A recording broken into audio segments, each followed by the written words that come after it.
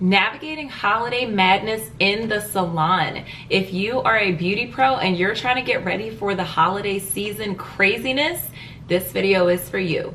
My name is Mandara Kisa and I help new hairstylists bridge the gap between getting licensed to creating the hairstylist life that they enjoy. So those of you that are working in a salon already, you've already gone through Cosmo School, you've been there, done that. The holiday season is approaching rapidly, okay? So I know that you guys are getting ready to take on all of your clients. You're getting ready for the holiday rush. I have a few tips here that I wrote down that will help you hopefully seamlessly have a fun and enjoyable holiday salon experience. The first and foremost tip that I have here is give each client the time that they deserve and also do not rush. I can't tell you what is more irritating when I'm in a salon and I feel like the stylist is rushing my hair or the stylist is rushing my nails. I do not like that feeling. So you as the stylist, you want to make sure that I know there's going to be a lot of clients in the waiting room. I know you're going to feel that pressure because you have so many clients on your book that day. You're going to be stressed. You're going to feel like, oh my gosh, how can I get through all these haircuts? How can I get through all of these color touch-ups or tape-in services or whatever the service may be?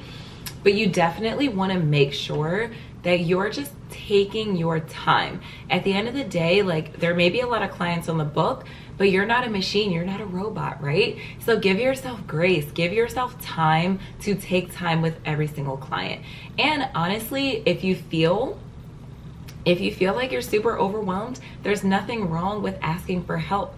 There's nothing wrong with asking the stylist next to you if you see that she has nobody for the next hour and you see that you're totally booked up.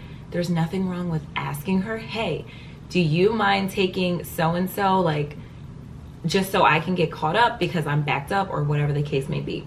A lot of the times the clients, especially with these more corporate salons, 9 times out of 10, the clients that come in throughout the holidays, they're not really particularly that picky on which stylist does their hair.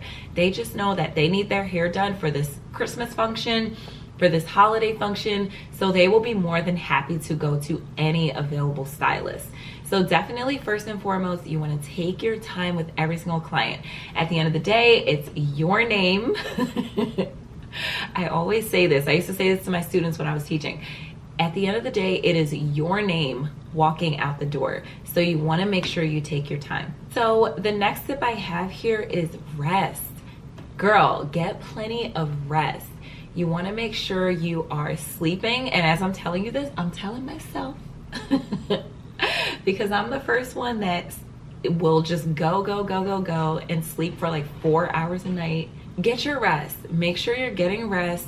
You definitely don't want to run yourself down, because if you keep going over and over and over and end up running yourself ragged, that is doing yourself a disservice, and that's also doing your clients a disservice. So allow yourself some rest. I know it's hard to slip away from your client and go to the bathroom, but maybe if you're doing some foils, if you're doing a highlight or something like that, or doing like a color, a root touch-up, perfect timing to slip into the bathroom, eat some crackers, maybe take a bite of that Wawa pretzel, take a sip of that coffee that you stopped at Starbucks earlier to get or that you made at home, and just do everything to make sure that you're resting and you're rejuvenating your body, because it does get crazy and it will get crazy, and you may not start feeling dizzy until the end of your shift. So the next tip I have here is coffee. Listen, hairstylists live off of coffee and caffeine. If you are not a coffee drinker, this can still be applicable to you because you can actually drink energy drinks. So there's some stylists that like the Red Bull, some stylists like coffee. So for me, I'm the stylist that hydrates my whole entire existence with coffee. It could be coffee that I make at home, or maybe I might stop at Wawa, or I might stop at Starbucks or Dunkin' Donuts, whatever. Just make sure you have coffee that's accessible to you. You can keep your coffee in the break room, or you can keep it near your station as long as it's kind of hidden. I sometimes have a hard time hiding my coffee. I know you're not supposed to keep coffee on your station as per state law regs.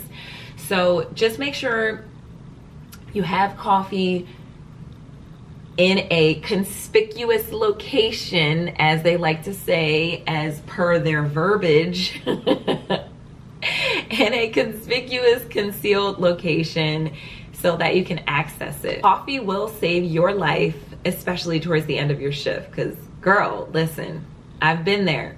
We stylists need a second, third, and fourth wind sometimes. So the next tip I have here is stay hydrated and bring snacks. So in the hairstylist community, a lot of times we do not have time to take a break. We just don't, especially during the holidays, because literally mom, dad, Sally, and Ashley, for some reason I always use Ashley as my client avatar. They all come in, they all need a haircut, or they all come in, they all need a wash and blow dry. And you're just not gonna have to, a lot of the times you're not gonna have time to take like a 30-minute break like traditional jobs do. So what you can do, especially during the holiday season when it gets really crazy, there's people in the waiting room and you're like looking at your client list for the day, wanting to panic, make sure you bring snacks. My favorite snacks, I always bring Ritz, cheesy Ritz sandwiches with me. And I always like the Ritz crackers. And I always also bring either a Nature Valley bar, or I like those kind granola bars with like the peanuts and the dark chocolate. Those are really, really good. If you're wanting something a little more salty, you can bring some chips with you. There's so many snacks that you can bring. You can bring combos if you like combos. Just bring some snacks with you, because a lot of times you're not gonna have time to eat and you might be on like an 8-hour or like a 10-hour shift. So you're gonna get exhausted. So just make sure you bring a snack with you. Make sure you stay hydrated. Bring a water bottle with you always. In addition to my coffee, I always bring a water bottle with me, because trust me, sis, you're gonna want water. Because also with being a hairstylist, you're not just up working, you're talking the whole shift. So like your voice box, your throat and your voice box is going to be so exhausted by the end of the shift. So you just want to make sure you stay hydrated so you're not like misusing your voice also, because your voice is like, that's like your moneymaker. That's your seller, your conversation. That's your selling point.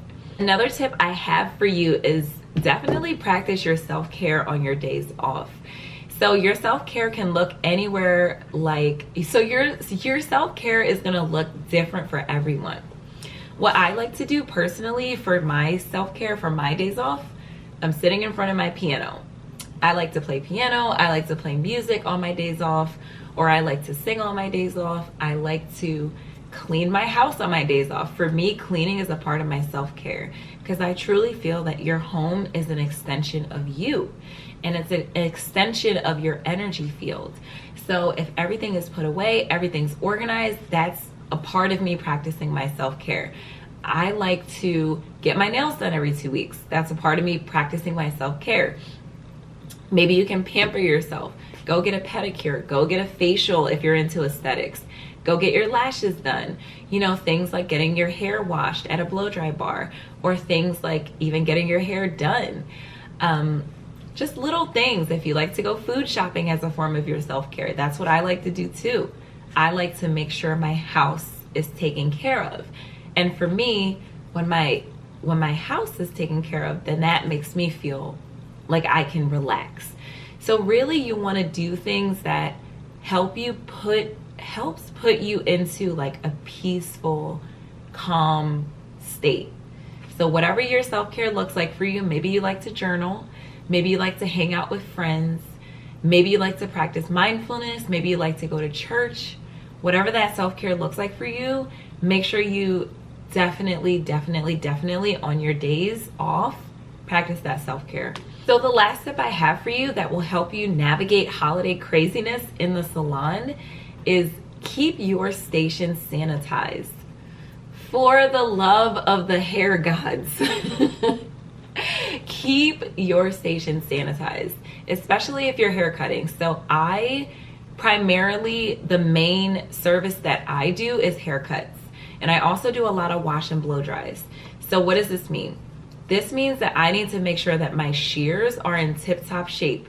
I am sanitizing before any of my clients come in the door. And in addition to sanitizing before my client sits in my chair, I'm gonna be sanitizing in between every single client.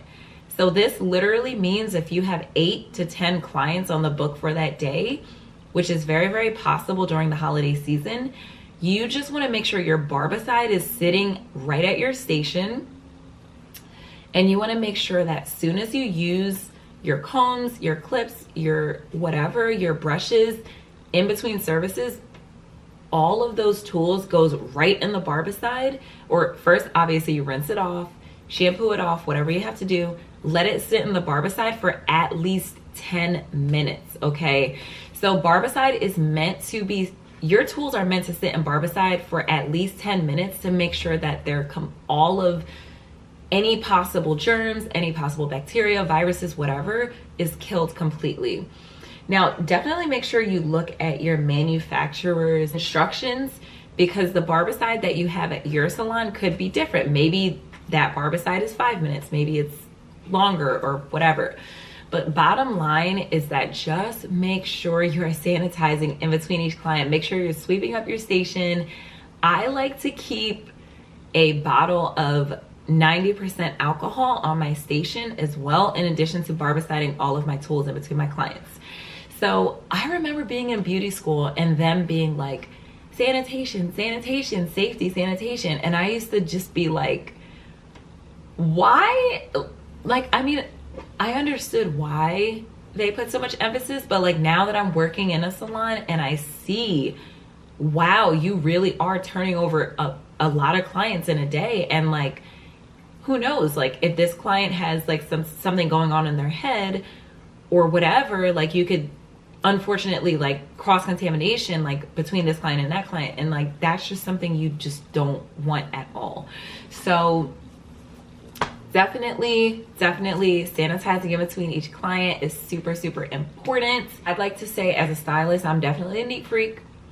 I definitely am one to like over clean, which I feel like it's better to over clean than under clean, right? Like it's better to be safe than sorry. Just use your universal precautions, and this way you're safe, and this way you have nothing to worry about. So I hope you have found these tips in this video helpful. I want to wish you all a Merry Christmas. If you're a stylist and you're watching this video, I hope that you're able to implement at least one of these strategies on how to navigate holiday craziness in the salon. If you're a stylist watching this video and you have your own holiday tips that you would like to drop in the comments below, feel free. And with that, thank you so much for watching, and I'll see you in the next one. Bye.